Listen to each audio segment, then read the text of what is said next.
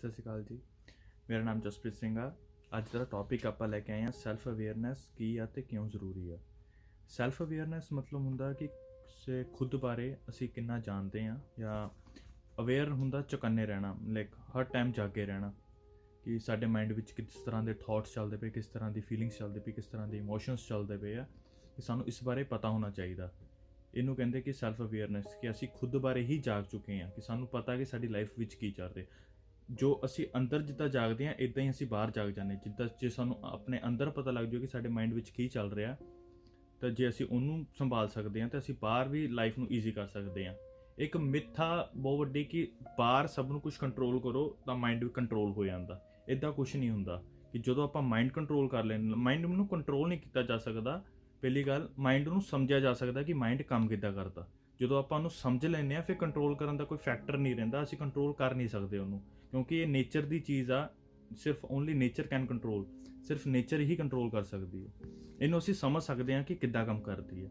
ਇਹ ਵੀ ਇੱਕ ਮਿੱਥ ਆ ਕਿ ਮਾਈਂਡ ਤੇਰਾ ਮਾਈਂਡ ਆ, ਉਹਦਾ ਮਾਈਂਡ ਆ, ਜਾਂ ਕਿਸੇ ਦਾ ਮਾਈਂਡ ਆ। ਮਾਈਂਡ ਆ, ਮਾਈਂਡ ਤੇਰਾ ਮੇਰਾ ਨਹੀਂ ਹੈਗਾ। ਮਾਈਂਡ ਜਿਸ ਤਰੀਕੇ ਨਾਲ ਕੰਮ ਕਰਦਾ ਵਾ ਉਹ ਇੱਕ ਆ ਸਾਰਿਆਂ ਦਾ, ਕਿ ਜਿਸ ਤਰ੍ਹਾਂ ਦੇ ਫੀਲਿੰਗਸ ਇਮੋਸ਼ਨਸ ਜਿੱਦਾਂ ਟ੍ਰਿਗਰ ਕਰਦੇ ਆ ਉਹ ਸਭ ਦੇ ਇੱਕ ਤਰ੍ਹਾਂ ਨਾਲ ਹੀ ਕਰਦੇ ਆ।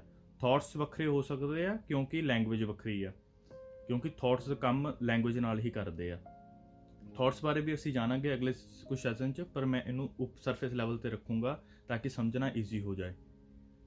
ਕੁਝ ਗੱਲਾਂ ਮੇਰੀਆਂ ਅਨਕੰਫਰਟੇਬਲ ਲੱਗੂਗੀਆਂ ਜਿੱਦਾਂ ਅਸੀਂ ਡੀਪ ਵਿੱਚ ਜਾਵਾਂਗੇ, ਕਿਉਂਕਿ ਸਾਡਾ ਮਾਈਂਡ ਇਸ ਲੈਵਲ 'ਤੇ ਨਹੀਂ ਹੈਗਾ ਕਿ ਹਰ ਗੱਲ ਨੂੰ ਸਮਝ ਸਕੀਏ, ਜਾਂ ਅਸੀਂ ਗੱਲ ਨੂੰ ਸਮਝਦੇ ਹਾਂ ਆਪਣੇ ਤਰੀਕੇ ਨਾਲ ਜਿੰਨਾ ਕੁ ਸਾਨੂੰ ਪਤਾ ਹੁੰਦਾ। ਜੇ ਮੈਂ ਗੱਲ ਇੱਦਾਂ ਦੀ ਕਰ ਰਿਹਾ, ਜੇ ਤੁਹਾਡਾ ਮਾਈਂਡ ਕੁਛ ਕੰਡੀਸ਼ਨਿੰਗ ਆ ਕਿ ਉਹ ਗੱਲ ਨਹੀਂ ਸਮਝ ਸਕਦਾ, ਤਾਂ ਉਸਨੇ ਆਪਣੇ ਤਰੀਕੇ ਨਾਲ ਮੈਨੀਪੂਲੇਟ ਕਰਕੇ ਸਮਝ ਲੈਣਾ। ਪਰ ਜੋ ਰਿਐਲਿਟੀ ਆ ਉਹ ਵੱਖਰੀ ਹੁੰਦੀ ਆ। ਇਸ ਲਈ ਆਪਾਂ ਹੌਲੀ ਹੌਲੀ ਜਿੱਦਾਂ ਆਪਾਂ ਇੱਥੇ ਕੰਮ ਕਰਾਂਗੇ, ਹੌਲੀ ਹੌਲੀ ਇਹਨੂੰ ਆਪਾਂ ਰੀਅਲ ਦੇ ਵਿੱਚ ਸਮਝਣ ਲੱਗ ਜਾਵਾਂਗੇ। ਮੈਂ ਪਿਛਲੀ ਵੀਡੀਓ ਦੇਖੀ, ਉਸ ਵਿੱਚ ਕੁਛ ਮੈਂ ਜ਼ਿਆਦਾ ਹੀ ਸੀਰੀਅਸ ਲੱਗ ਰਿਹਾ ਸੀ, ਪਰ ਮੈਂ ਇੰਨਾ ਸੀਰੀਅਸ ਨਹੀਂ ਹੁੰਦਾ। ਪਰ ਟੌਪਿਕ ਹੀ ਕੁਛ ਇੱਦਾਂ ਦਾ ਆ ਜਿਸ ਬਾਰੇ ਮੋਸਟ ਅੰਡਰਰੇਟਡ ਆ, ਜਿਸ ਬਾਰੇ ਕੋਈ ਗੱਲ ਹੀ ਨਹੀਂ ਕਰ ਰਿਹਾ। ਕਿ ਲਾਈਕ ਅੱਧੇ ਲੋਕਾਂ ਨੂੰ ਤਾਂ ਪਤਾ ਵੀ ਨਹੀਂ ਹੈਗਾ ਇਸ ਬਾਰੇ ਕਿ ਇਹ ਹੈ ਕੀ ਚੀਜ਼ ਆ, ਇਹ ਜ਼ਰੂਰੀ ਵੀ ਹੈ ਕਿ ਨਹੀਂ ਹੈ।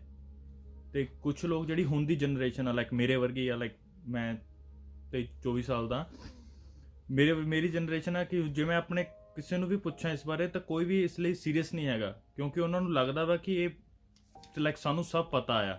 ਮੋਸਟ ਬੋਰਿੰਗ ਟੌਪਿਕ ਆ ਇਹ, ਸਾਨੂੰ ਸਭ ਪਤਾ ਆ। ਕਿਸੇ ਨੂੰ ਕੁਝ ਵੀ ਨਹੀਂ ਪਤਾ ਤੇ ਸਭ ਨੂੰ ਸਭ ਪਤਾ। ਇਹ ਵੀ ਸੱਚ ਆ ਤੇ ਉਹ ਵੀ ਸੱਚ ਆ, ਦੋਨੋਂ ਹੀ ਸੱਚ ਆ।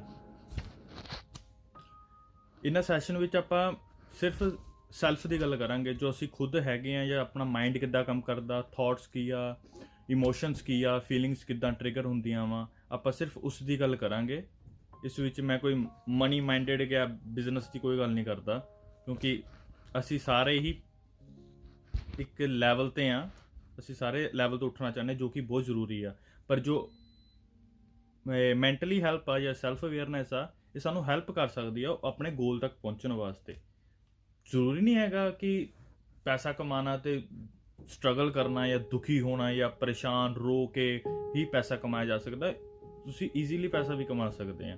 ਲਾਈਕ ਮੈਂਟਲੀ ਪੀਸ ਹੋ ਕੇ ਸਗੋਂ ਪੈਸਾ ਜਲਦੀ ਕਮਾਇਆ ਜਾ ਸਕਦਾ, ਕਿਉਂਕਿ ਜਦੋਂ ਤੁਹਾਡੇ ਥੋਟਸ, ਤੁਹਾਡੇ ਫੀਲਿੰਗ ਸਭ ਕਲੀਅਰ ਹੋਣਗੇ ਤੁਹਾਡੇ ਮੂਹਰੇ, ਤੁਹਾਨੂੰ ਪਤਾ ਕਿਸ ਕਰਕੇ ਟ੍ਰਿਗਰ ਹੋ ਰਿਹਾ, ਤਾਂ ਤੁਸੀਂ ਉਹਨੂੰ ਸਮਝ ਕੇ ਉਸ ਤੋਂ ਅੱਗੇ ਨਿਕਲ ਸਕਦੇ। ਨਹੀਂ ਤਾਂ ਕੁਝ ਥੋਟਸ ਇੱਦਾਂ ਦੇ ਹੁੰਦੇ ਆ, ਇੱਕ ਵਾਰ ਮਾਈਂਡ ਦੇ ਵਿੱਚ ਪਲਾਂਟ ਹੋ ਜਾਣ ਤਾਂ ਨਿਕਲਦੇ ਨਹੀਂ ਗੇ। ਸਾਨੂੰ ਪਤਾ ਹੀ ਨਹੀਂ ਹੁੰਦਾ ਕਿ ਥੋਟਸ ਦੇ ਲੂਪ ਦੇ ਵਿੱਚੋਂ ਬਾਹਰ ਕਿੱਦਾਂ ਆਉਣਾ।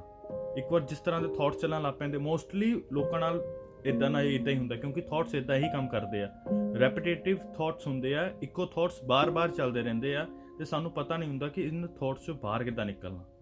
ਆਪਾਂ ਅਗਲੇ ਆਉਣ ਵਾਲੇ ਸੈਸ਼ਨ ਦੇ ਵਿੱਚ ਇਹਨਾਂ ਦੇ ਹੋਰ ਡੀਪ 'ਚ ਗੱਲ ਕਰਾਂਗੇ। ਮੈਂ ਇਸ ਲਈ ਡੀਪ 'ਚ ਨਹੀਂ ਜਾ ਰਿਹਾ ਕਿਉਂਕਿ ਇੱਕ ਵਾਰ ਆਪਾਂ ਜਦੋਂ ਸਮਝਣਾ ਸ਼ੁਰੂ ਕਰਦੇ ਨੇ, ਫਿਰ ਹੌਲੀ ਹੌਲੀ ਖੁਦ ਇੰਟਰਸਟ ਬਣ ਜਾਂਦਾ ਹੈ ਖੁਦ ਸਮਝਣ ਦਾ।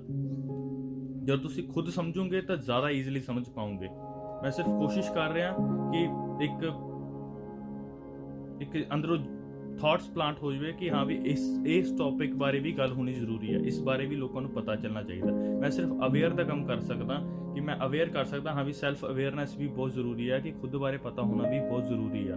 ਮੈਂ ਇਹ ਨਹੀਂ ਕਰ ਸਕਦਾ ਕਿ ਮੈਂ ਤੁਹਾਡੀ ਲਾਈਫ ਹੀ ਸੌਖੀ ਕਰ ਦਵਾਂ, ਜਾਂ ਕੁਝ ਲੋਕ ਕਹਿੰਦੇ ਨੇ ਕਿ ਮੇਰੇ ਪ੍ਰੋਬਲਮਸ ਬਾਰੇ ਦੱਸੋ, ਮੇਰੀ ਇਹ ਪ੍ਰੋਬਲਮਸ ਆ। ਕਿਸੇ ਦੀ ਪ੍ਰੋਬਲਮ ਅਸੀਂ ਸੋਲਵ ਨਹੀਂ ਕਰ ਸਕਦੇ ਜਦ ਤੱਕ ਉਹ ਖੁਦ ਨਹੀਂ ਕਰਨਾ ਚਾਹੁੰਦਾ। ਇਸੇ ਤਰ੍ਹਾਂ ਕਿਸੇ ਦੀ ਪ੍ਰੋਬਲਮਸ ਮੈਂ ਨਹੀਂ ਸੋਲਵ ਕਰ ਸਕਦਾ ਜਾਂ ਤੁਸੀਂ ਨਹੀਂ ਕਰ ਸਕਦੇ। ਹਾਂ, ਸਾਡੀ ਖੁਦ ਦੀ ਰਿਸਪੌਂਸਿਬਿਲਿਟੀ ਕਿ ਅਸੀਂ ਖੁਦ ਦੀ ਪ੍ਰੋਬਲਮ ਸੋਲਵ ਕਰੀਏ। ਜਦੋਂ ਅਸੀਂ ਖੁਦ ਦੀ ਪ੍ਰੋਬਲਮ ਸੋਲਵ ਕਰ ਸਕਦੇ ਹਾਂ ਫਿਰ ਸ਼ਾਇਦ ਅਸੀਂ ਕਿਸੇ ਬਾਰੇ ਸੋਚ ਸਕਦੇ ਹਾਂ। ਸਾਡੇ ਲਈ ਖੁਦ ਦੀ ਜ਼ਿੰਮੇਵਾਰੀ ਸਾਡੇ ਕੋਲ 100% ਹੈ, ਕਿਸੇ ਦੀ ਜ਼ਿੰਮੇਵਾਰੀ 0% ਹੈ। ਕੋਈ ਜ਼ਿੰਮੇਵਾਰੀ ਨਹੀਂ ਲੈ ਸਕਦੇ ਅਸੀਂ, ਪਰ ਖੁਦ ਦੀ ਪੂਰੀ ਲੈ ਸਕਦੇ ਹਾਂ। ਇਸ ਲਈ ਬਿਹਤਰ ਇਹੀ ਹੈ ਕਿ ਅਸੀਂ ਖੁਦ ਦੀ ਜ਼ਿੰਮੇਵਾਰੀ ਲਈਏ ਤੇ ਖੁਦ ਨੂੰ ਸਮਝੀਏ ਤੇ ਆਪਣੀ ਲਾਈਫ ਨੂੰ ਈਜ਼ੀ ਕਰਨ ਦੀ ਕੋਸ਼ਿਸ਼ ਕਰੀਏ। ਜਿੱਦਾਂ ਤੁਸੀਂ ਅੰਦਰ ਖੁਦ ਨੂੰ ਸਮਝਣ ਲੱਗ ਪਏ ਤਾਂ ਬਾਹਰਲੀ ਲਾਈਫ ਤੁਹਾਡੀ ਆਟੋਮੈਟਿਕਲੀ ਈਜ਼ੀ ਹੋਣੀ ਸ਼ੁਰੂ ਹੋ ਜਾਣੀ ਹੈ। ਇਹ ਸਾਰੀ ਜੋ ਖੇਲ ਹੈ ਬਾਹਰ ਦੀ ਦੁਨੀਆ ਦੀ, ਇਹ ਸਾਰੀ ਸ਼ੁਰੂ ਇੱਥੋਂ ਹੀ ਹੁੰਦੀ ਹੈ, ਤੁਹਾਡੇ ਹੋਣ ਦੇ ਨਾਲ ਹੀ ਹੁੰਦੀ ਆ। ਜਿੱਦਾਂ ਦੇ ਤੁਸੀਂ ਹੈਗੇ ਆ ਉੱਦਾਂ ਦੇ ਹੀ ਤੁਹਾਡੇ ਐਕਸ਼ਨਸ ਹੁੰਦੇ ਆ, ਉੱਦਾਂ ਦੇ ਹੀ ਤੁਹਾਡੇ ਥਾਟਸ ਹੁੰਦੇ ਆ, ਤੇ ਉਹਦੇ ਨਾਲ ਹੀ ਤੁਹਾਡਾ ਸਾਰਾ ਬਾਹਰਲਾ এনवायरमेंट ਡਿਪੈਂਡ ਕਰਦਾ ਕਿ ਤੁਸੀਂ ਕਿੱਦਾਂ ਦੇ ਬੰਦੇ ਨਾਲ ਕਿੱਦਾਂ ਦਾ ਬਿਹੇਵ ਕਰਦੇ ਆ, ਕਿੱਦਾਂ ਦੇ ਬੰਦੇ ਨਾਲ ਕਿੰਨੀ ਰਿਸਪੈਕਟ ਨਾਲ ਗੱਲ ਕਰਦੇ ਆ, ਕਿਹਦੇ ਨਾਲ ਕਿਹਦੀ ਗੱਲ ਕਰਨੀ ਹੈ, ਕਿਸ ਨਾਲ ਕਿਹੜੀ ਗੱਲ ਨਹੀਂ ਕਰਨੀ, ਉਹ ਸਾਰਾ ਤੁਹਾਡੇ ਨਾਲ ਹੀ ਕਨੈਕਟ ਆ। ਸੋ ਜਿੱਦਾਂ ਦੇ ਤੁਸੀਂ ਖੁਦ ਜਿੰਨਾ ਖੁਦ ਬਾਰੇ ਜਾਣਦੇ ਆ ਉਹਨਾਂ ਫਿਰ ਤੁਸੀਂ ਸਮਝ ਸਕਦੇ ਆ ਕਿ ਇਸ ਕਰਨ ਨਾਲ ਕੀ ਹੋ ਸਕਦਾ ਤੇ ਆਹ ਚੀਜ਼ ਕਰਨ ਨਾਲ ਕੀ ਹੋ ਸਕਦਾ।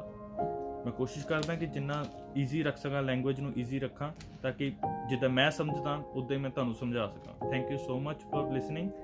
ਨੈਕਸਟ ਟੌਪਿਕ ਬਾਰੇ ਜ਼ਰੂਰ ਜਲਦੀ ਗੱਲ ਕਰਾਂਗੇ।